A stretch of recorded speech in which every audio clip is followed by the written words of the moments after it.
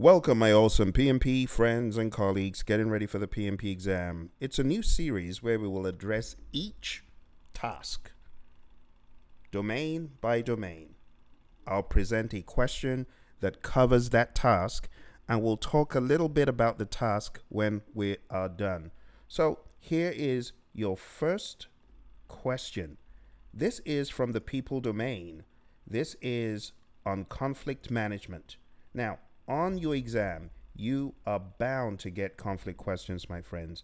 You will not be able to escape these because conflicts are riddled all throughout project management at the team level, the customer level. They're all over the place. So you can expect questions quite easily on conflict. Here's our very first question. I'll read it. I'll give you some time to think about it, and then we'll discuss the answer and the logic and the rationale.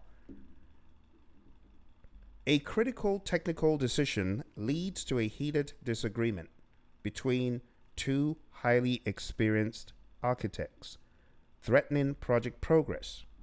One favors a well-established secure solution, while the other advocates for an innovative but less proven approach that promises significant performance gains. Both are entrenched in their positions. What is the project manager's most effective initial action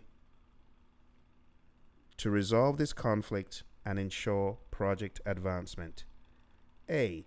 Defer the decision to the project sponsor for an executive mandate, allowing the team to move forward without delay.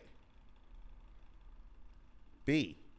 Facilitate a joint problem-solving session focusing on objective data, shared project goals, and exploring options for prototyping or proof of concept to test the innovative approach's viability.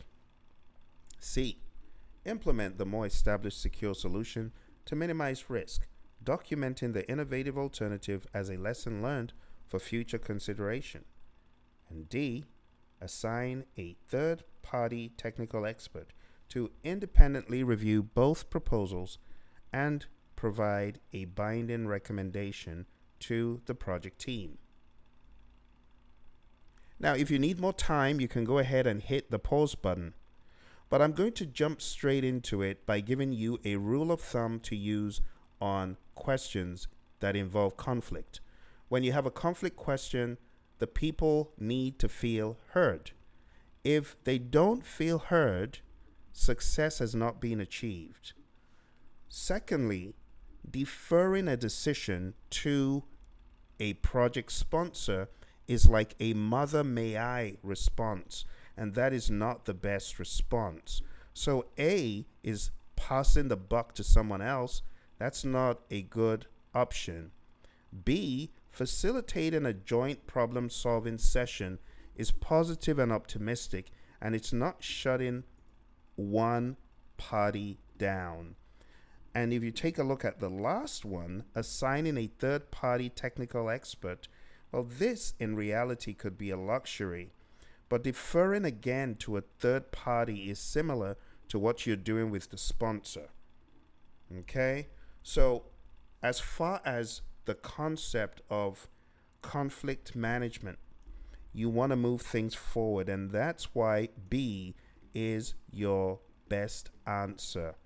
For a task-based conflict between highly skilled individuals, the project manager should first attempt to facilitate a collaborative, objective problem-solving session. This encourages a win-win outcome by exploring options and testing assumptions, which is often more sustainable than forcing a decision or immediately escalating.